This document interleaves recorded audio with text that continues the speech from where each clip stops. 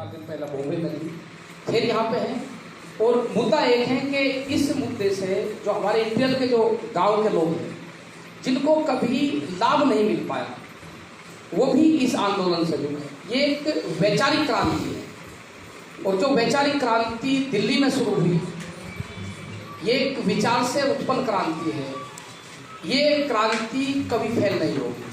जिस तरह से गांव के लोग उससे जुड़े हुए हैं, अपनी बात हमको कह रहे हैं, फोन के माध्यम से बता रहे हैं, और एक भी किसान का ये मसला नहीं है कि हम इस आंदोलन से समझौता या सिलसिलेवार बात करके हम वापसी आए। उनका एक इशू है कि 3 बिल जो है ये बिल वापसी हो। इनके साथ में और बिल भी हैं, पेस्टिसाइड बिल है, इलेक्ट्रॉनिक बिल है, इनके साथ में कुछ एनजीटी के बिल हैं, कुछ सीड बिल है। 3 बिल मेन है। इसके बाद में जो पाइपलाइन में जो बिल है, जो आने वाले बिल हैं, वे कौन मुख्य रूप है। ये 3 बिल भारत सरकार नए बिल ना बने, ये बड़ा इशू है। एमएसपी जो एक बड़ा सवाल है, एमएसपी का जो महाराष्ट्र या दूसरे देश के किसी किसान को उसका ज्यादा लाभ नहीं मिल पाया, वो एक बड़ा सवाल है पूरे देश के किसानों के लिए कि एमएसपी देश में लागू हो, वो कानूनी रूप से लागू हो। भारत सरकार उसमें बार बार हो जाती है कि हम लिखित में देने को तैयार है कि एमएसपी खत्म नहीं होगी। हम खत्म की बात नहीं कर रहे, एमएसपी कानूनन गारंटी चाहिए। मतलब एमएसपी पे कानून नहीं, और 3 उस पर कानून बनाओगे, व्यापारी को कानून की सपोर्ट से सपोर्ट करेगी भारत सरकार, और किसानों को खुले बाजार में छोड़ देगी कि व्यापारी इसको आनकर रुकते। जिस देश में कानून बनने से पहले गोदाम बन गए हो, यहाँ के व्यापारियों की पहुंच प्रधानमंत्री के कार्यालय तक हो, तो ये देश के किसान को मंजूर नहीं। आंदोलन जारी रहेगा। आंदोलन में करीब 10 दौर की वार्ता हो चुकी है।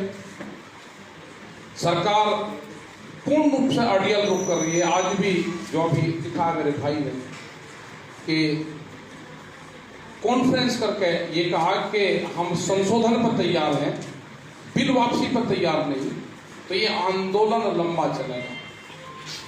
इस आंदोलन को अब किसान अपने विचार से जोड़े कि अगर कई लाख आदमी दिल्ली को चारों तरफ से घेर लिया है, सरकार की कौन सी मजबूरी है कि बिल वापसी नहीं ले रही, तो इससे ही लगता है कि आंदोलन और लंबा चलेगा।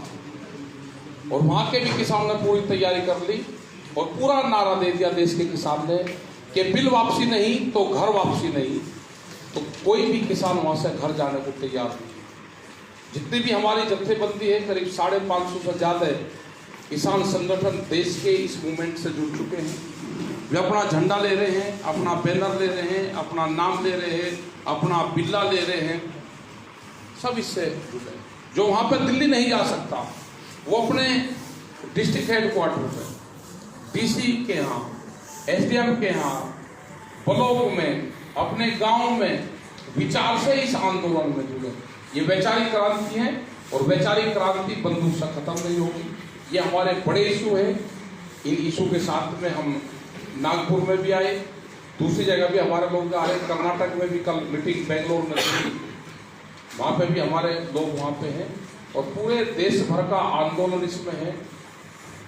जो नजदीक के स्टेट है वे दिल्ली के चारों तरफ है, और जो बाहर के स्टेट है वे अपने स्टेट में आंदोलन को चला रहे हैं। तो इन्हीं इशू के साथ हम यहाँ पाए कि 3 बिल जो है, इनसे बेहद ज़्यादा नुकसान किसान को होगा। किसान की जमीन भी जाएगी।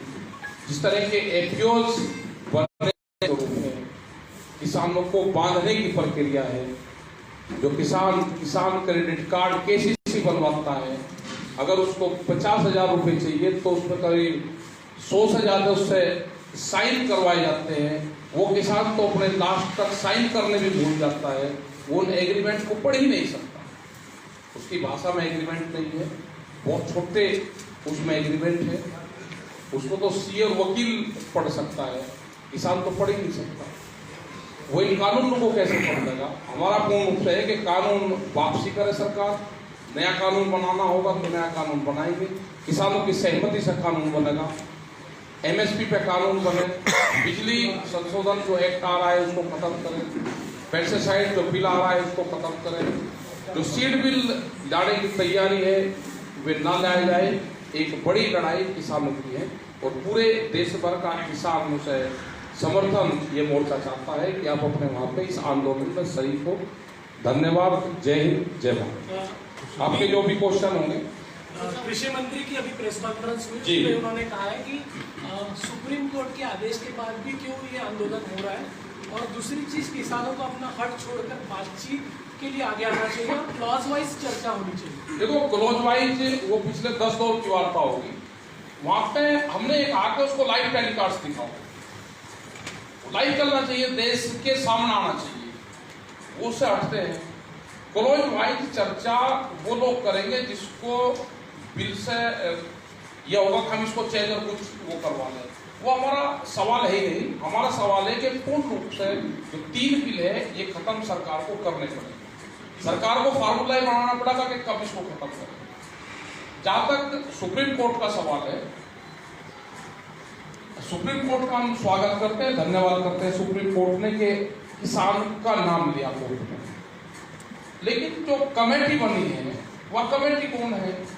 उस कमेटी के हर सदस्य ने बिल का समर्थन किया है, अपना लेटर पैड पे सरकार को लिख कर दिया है, और हमको कोर्ट की बनी हुई कमेटी के सामने नहीं जाना हमको। और ये सरकार ने भी मान लिया। जब अभी 15 तारीख को हम गए थे, जब उनसे बातचीत हुई, भारत सरकार के उन्हीं मंत्रियों ने ये कहा कि अब इसका समाधान सरकार और किसान बैठ कर करेंगे और हम कोर्ट को अपना होते थे।